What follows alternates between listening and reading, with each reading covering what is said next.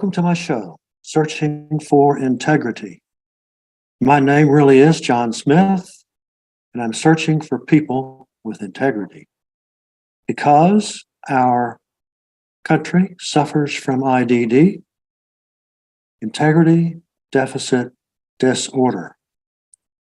Today we have as our guest today, Richard Villasaya,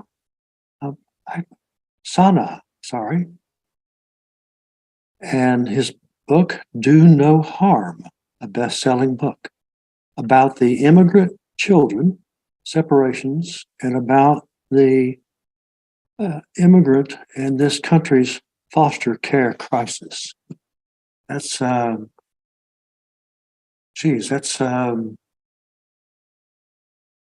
just thinking about it now. I'm thinking about it, just what you put in front of me on the newspaper back east.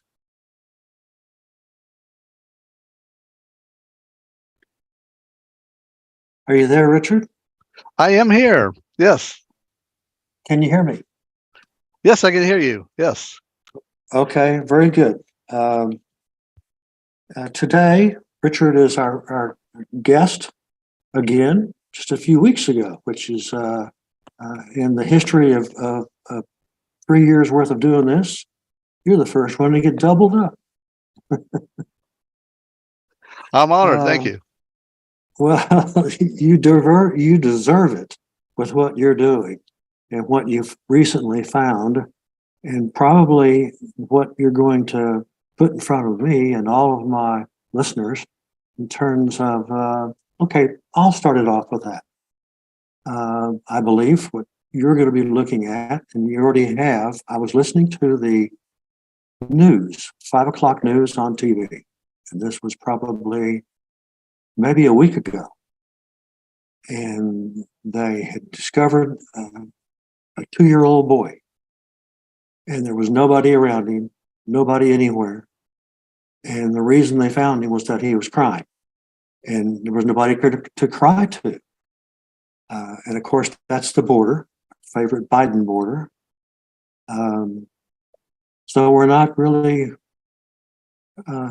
adequate in terms of what do we do about a 2-year-old that run up and maybe they're going to leave him in a better world. Maybe that's a theory that they do. Do you see that kind of theory, parental theory? Yes, I do. I mean, you mentioned the age of 2 years old. You may not know that over the last 6 years, many children have come across the border that were very young. Now, normally they don't come across by themselves. That's something that has changed. But let me take a step back. And in 2017, the U.S. government came up with a policy to separate families when they crossed into the U.S. And we're talking about generally crossing like in the deserts, not in San Diego or coming through Brownsville. The problem at that time is that our laws allowed for people to step foot in the U.S., didn't matter how they did it. And this was stated in the law, they could ask for amnesty and be accorded certain treatment as someone who asked for amnesty. And so until 2017, families came together. So if there was a child of 6 months old, they stayed with their mother, or 2 years old, or whatever age. So this wasn't really a problem until 2017. It was at that time that these children were being separated out. And I have worked cases where the youngest child on whose behalf I worked was 6 months old at the time they crossed into the U.S. and were separated from their parent. So now we've got this new situation where, because of many changes in the law and the way the border is monitored, now parents are just pushing across or handing their children over, like you said, in the hopes that they will have a better life. Right. Now let's talk about programs in terms of, are there changes in your industry? that are going to step up or find the first step. Or what you're kind of, all of us are twisting in the wind, I should say, with this matter.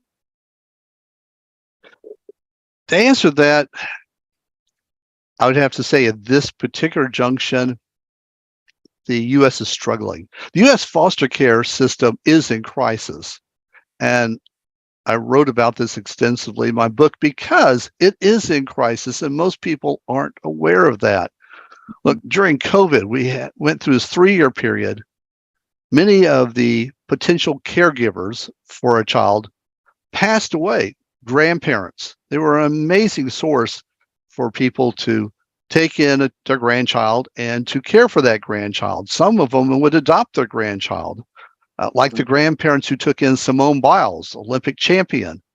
So her story is an example of kinship care where a relative stepped in, they took her out of foster care, and then they adopted her.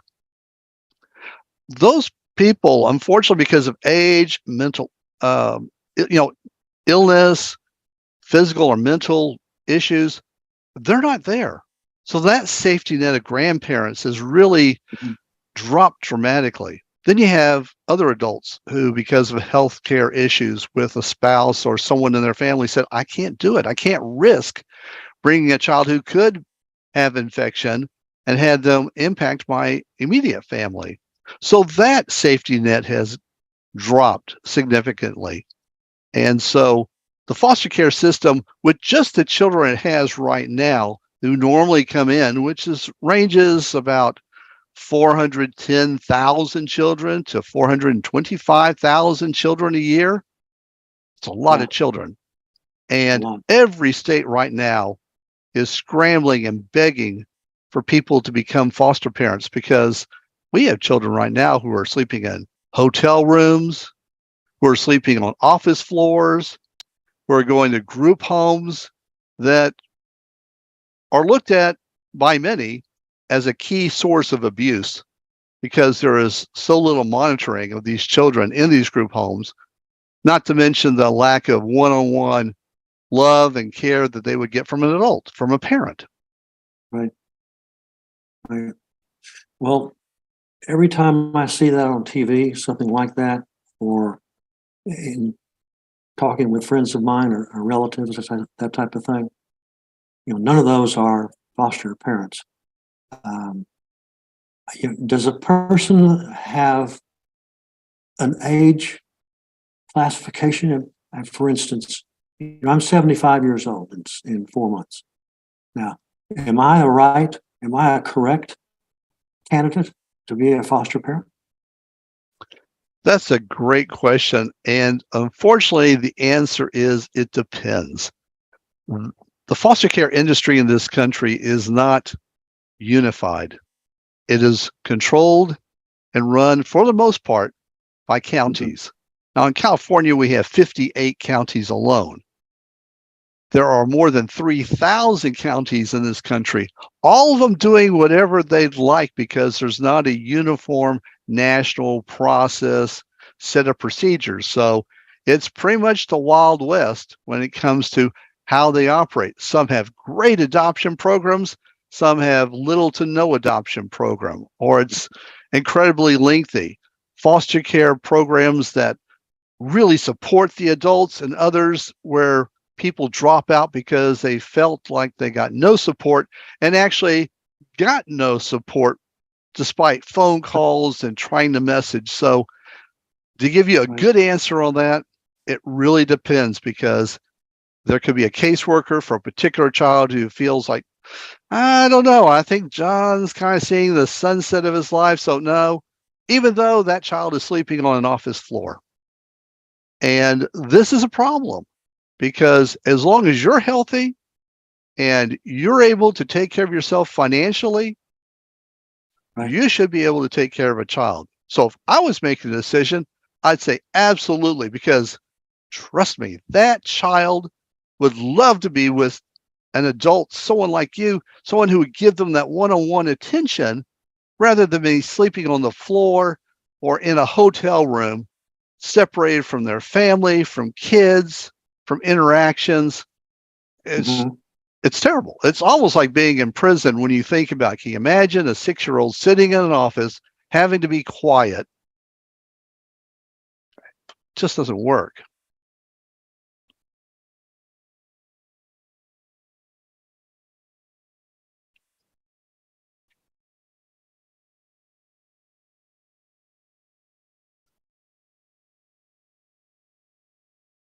Are you still there, Richard?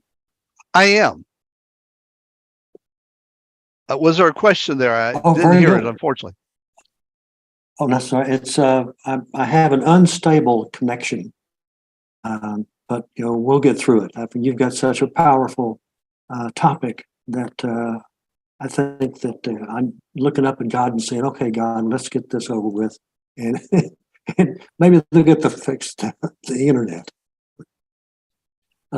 That's true. That's a true that's going on right now. Um, it seems to me that are there those people?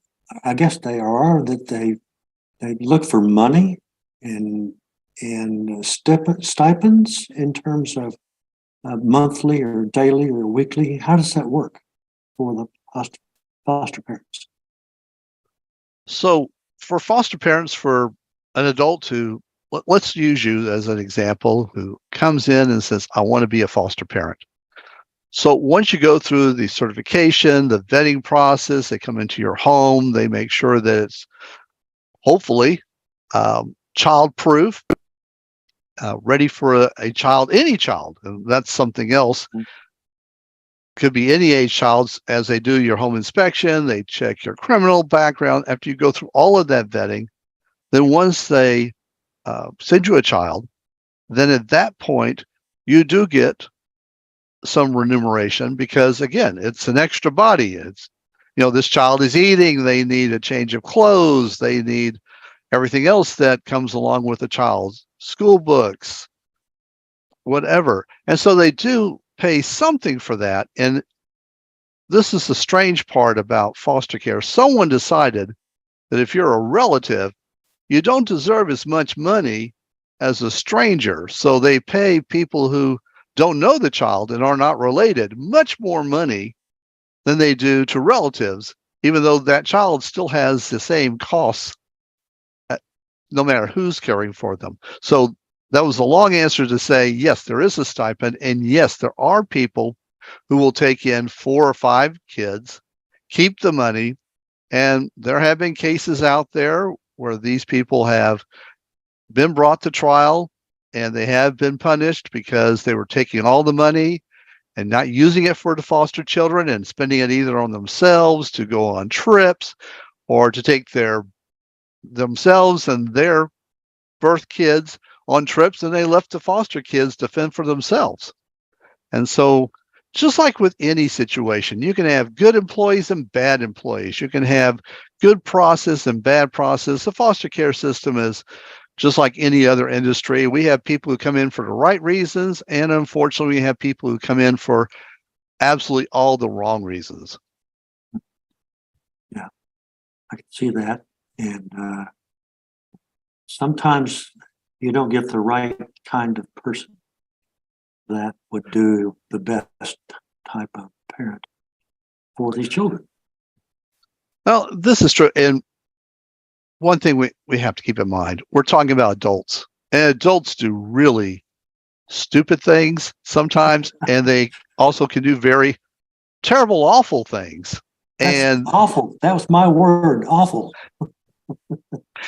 well, it's true because, again, we're working with people and they're everywhere, can't get away from them. And so it is a challenge for these agencies. They do their best. They have a vetting process.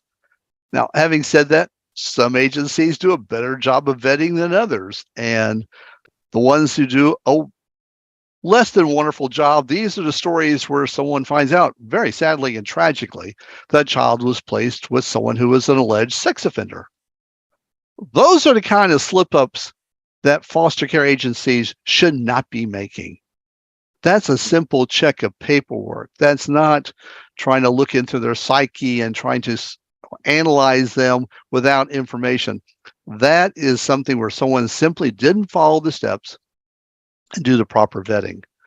So, but I don't want to take away from the thousands and thousands of caseworkers who are working so hard to try to do their best for foster kids, who are doing it with many more cases than they can humanly handle, which causes problems, with foster parents who sometimes get children that they're not made aware of, that this child has trauma, stress, and activities and actions that go along with that stress that some parents simply are not prepared to deal with.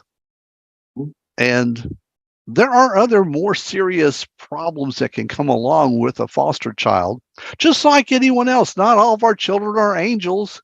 Some of them have serious issues, personality, challenges. And those same children, just like anywhere else, come into foster homes.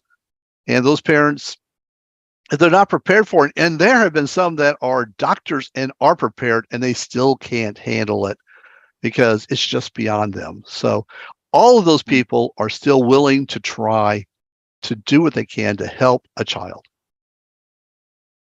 Well, it's certainly a recruiting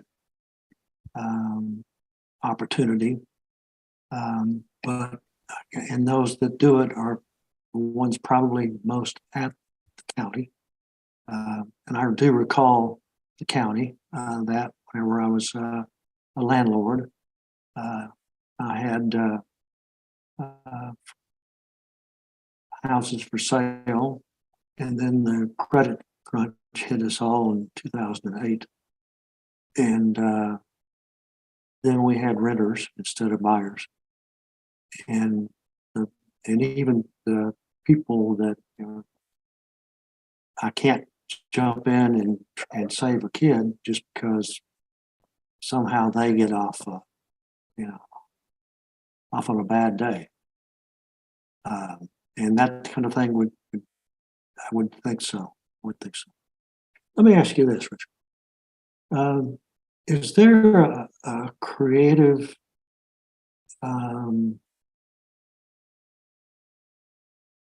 opportunity for you in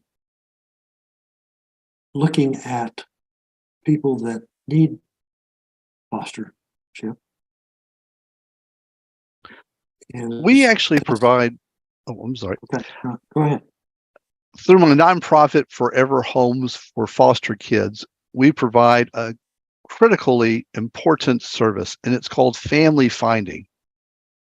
And family finding is a relatively simple concept. Child comes into foster care. If a relative is not immediately available to take the child, then the agency is required by state and federal law to go look for relatives. And the law is written in such a way that they are supposed to look for all adult relatives, not simply their closest aunt and uncle and grandparent. We're talking fifth cousins, that great uncle that lives up north or south or outside the country. Everywhere they're supposed to look for these relatives.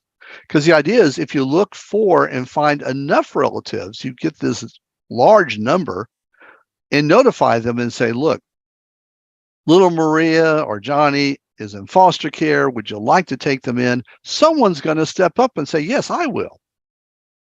And most often, some relative will step up, has the ability, the capacity, the financials, so that they can take in another child.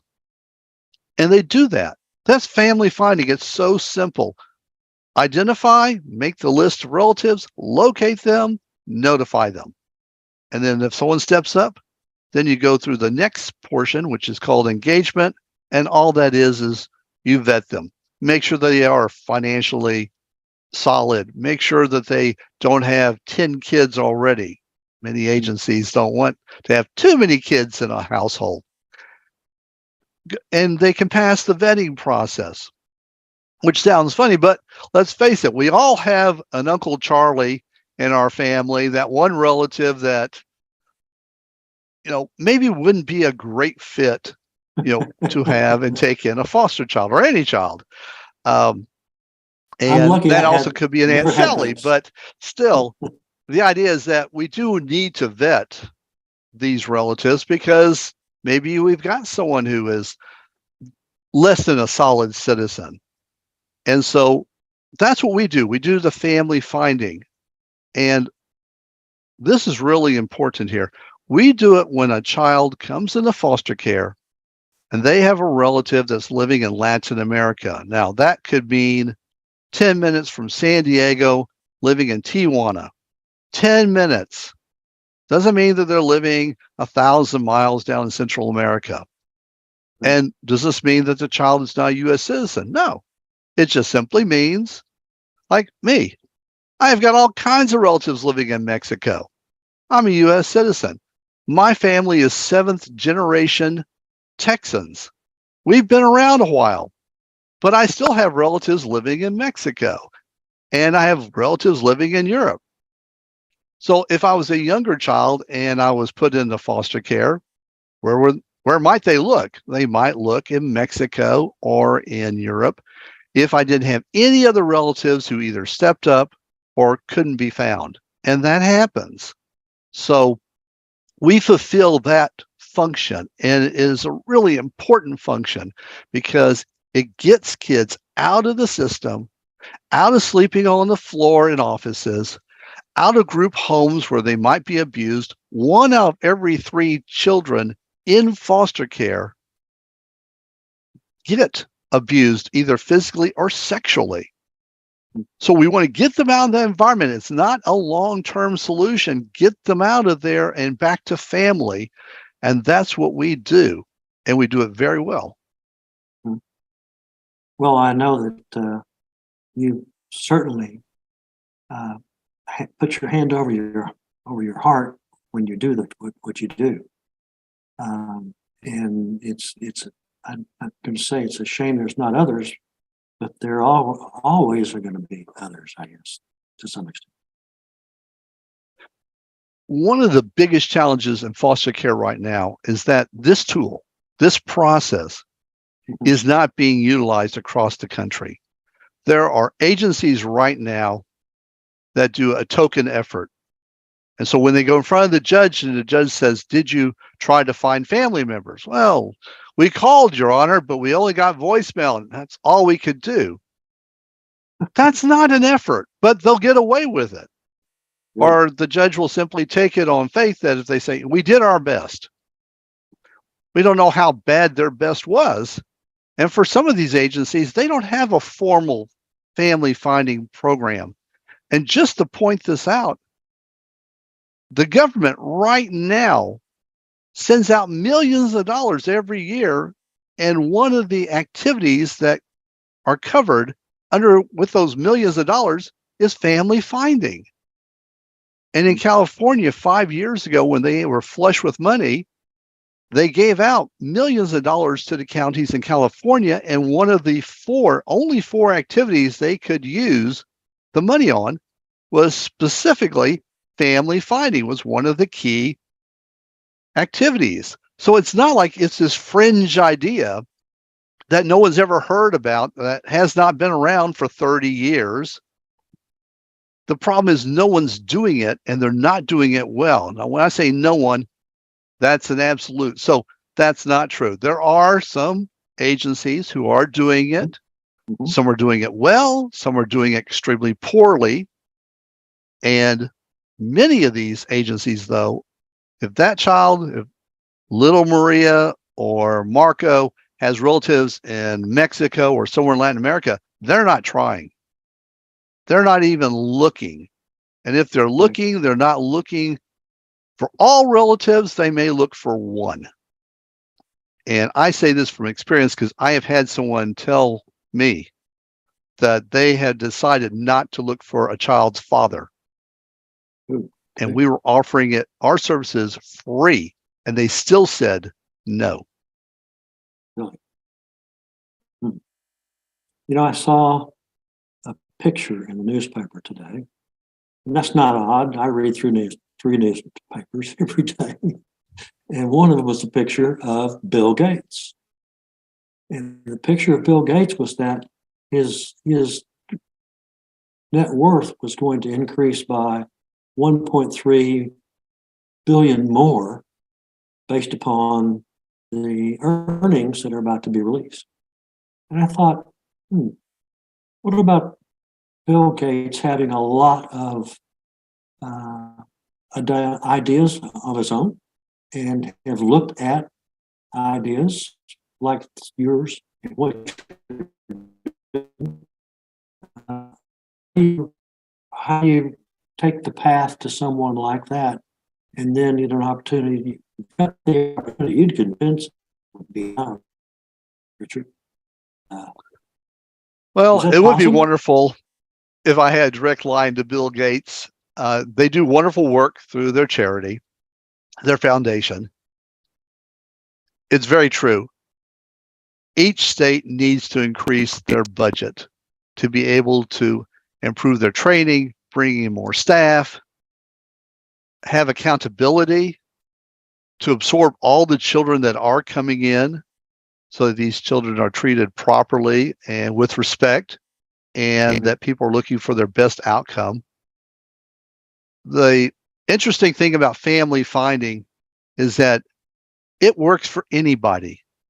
If you're a conservative individual and you want your government not to spend a lot, you should be fighting for family finding, because if I find a child's relatives and they get out 6 months earlier than they would have or could have, that's thousands of dollars in savings. And if we leave them in until they're 18 years old and then they are forced out into the street alone, those children, there was a report on this by the son of Ronald Reagan, Michael Reagan, who said those children will cost society $300,000 in services. And family finding could just eliminate all of that. We find relatives, and then we could get children back to family. That's on that side. And then for those who feel that we should do this because children are our future, again, you get them out of a system that's not created to care for children and to foster their imagination and their creativity, and you get them back into a family environment where those things can happen. So no matter what you're looking at, tighter budget, less government, better outcomes for children, family finding does it. Here's the shocker. There's not one college in this country who has a degree in social work, whether it's a bachelor's or master's, that teaches family finding. Not one. And so people are coming out with these degrees and going into social work and have no idea how to do this. And we're relying on agencies who don't have enough funding, don't have enough staff, don't do training to somehow train these people to be experts. Oh, and then we want you to be experts at doing this internationally. Right. And you can imagine how well that works. No bueno. No, bueno is right, because if it doesn't work for your local mom and pop, it's not going to work for the county. It's not like they have a magic sauce, magic formula that makes them so much better. They're just people in a position who don't have the training and don't have the resources. Right. And if I could, you mentioned about the child that came across the border at the beginning of our talk here. Mhm. They just found out, a very important article just came out in the New York Times, April 11th, sharing that they had uncovered that more than 1,000 children that were U.S. citizens who were coming across the border, Mexico-U.S. border, with a parent who was still an immigrant, who didn't have their green card, weren't U.S. citizens. They were separated during that 2017 time slot to 2021. They got separated just like the immigrant children, except the U.S. children went into foster care. So they're coming from Mexico, or they're coming through the Mexico-U.S. border. Chances are their heritage is Latino, which means they understand Spanish, more than likely. So now that U.S.-born child, solid citizen, because probably the other spouse was a U.S. citizen. That's the only way you can get this to work. is having one spouse that's a U.S. citizen and their child is automatically granted citizenship. That child's now in foster care. I mentioned the 3,000 county agencies. That means these children are anywhere. It's like opening up a pillow, letting all the feathers blow in the wind. They have no idea right now where these kids are. And they have to figure out who they are. And then they got to get the information to find their relatives who are not in the U.S., who got deported back to wherever their country of origin is. And this is a huge problem. In addition to everything else that we've been hearing about, these children, who knows? More likely, some of those children will never, ever be reunited with their parent again because there's no one to know or to ask the right questions because of training, lack of cultural sensitivity, lack of knowing family finding and connecting the dots. That's a huge problem. Richard Villasana, tell us about your book and where you can find it for people to buy. Well, my book is, and I'll just hold it here, it is Do No Harm. It is on Amazon. It is also in Barnes & Noble, local bookshops. It is about those children that got separated, more than 5,000 children that got separated from their parents at the U.S.-Mexico border in 2017 through 2021. It also talks heavily for anyone who wants to understand the foster care system and the problems it has right now. The second half of the book covers it. Talks about homelessness, sex trafficking, what happens when a child ages out. And I will say this, it gives solutions because as much as we've talked about a lot of bad things here, there are solutions. Family finding is one of them.